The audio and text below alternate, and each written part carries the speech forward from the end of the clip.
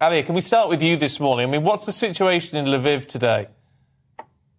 Well, the situation is very peaceful. Like many cities of our country, it is relatively far west. So the most that we've seen is a couple of missile strikes. But of course, because the Ukrainian sky is not closed and Russia has a lot of ballistic missiles in its arsenal, Lviv and any other Western Ukrainian city can also be targeted, which is what we've been seeing lately with the Russians taking out oil depots all over the country, which is why our officials continue to ask for weapons to close the sky.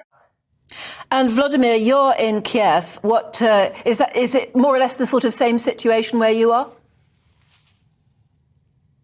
Well, there were explosions a few days ago. We didn't know what it was, and there are still fights. Have been still fights to the north of Kiev, but as we know today, Ukrainians are taking over the suburbs of Kiev, like Bucha, Hostomel, but they are heavily destroyed.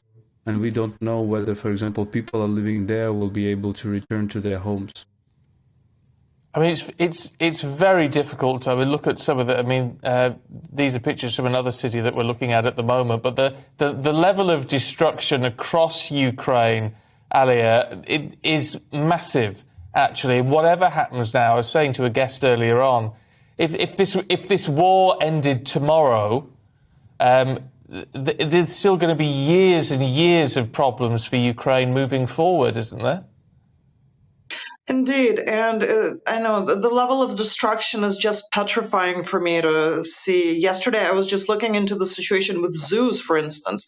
I mean, thousands and thousands of civilians have died, but just these, like private zoos around the capital. I have been seeing these pictures of animals just killed by shelling, and where 1 month ago people would go with their families just for a good family trip, there's just utter devastation, and it will take decades to rebuild. But the thing is that this all can be stopped, this all can be avoided if Ukraine gets the weapons it needs to defend itself. This destruction and suffering, the world can stop it. And frankly, it's just so many millions of lives have been overturned, and the global repercussions for this. We already have a food crisis that is impacting the North Africa and the Mid East. And I just, Ukrainians are fighting like lions against the so-called second most powerful army in the world. But this, time is really crucial. We really need these weapons in order to defeat the Russians and stop all of these global crises that are impacting the world and stopping the destruction going on in my country. I mean, you're both journalists. Volodymyr, how are you able to do your job? Can you get out of where you live? Can you walk around? Can you interview people? Or is it simply too unsafe to do so? Of course we can. We are doing that, and there is lots of information coming from the people, from the witnesses.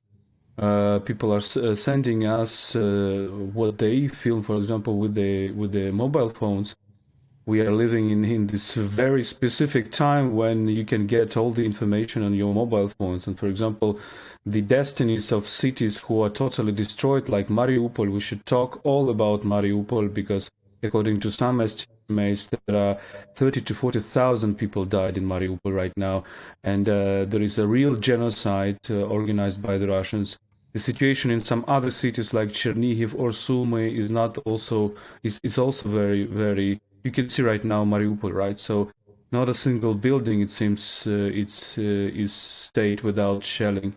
So we collect information from the witnesses, and this is very important to share this information. We started a campaign on our Twitter, Ukraine World Twitter, Mariupol Genocide, and you can just watch all those pictures and videos.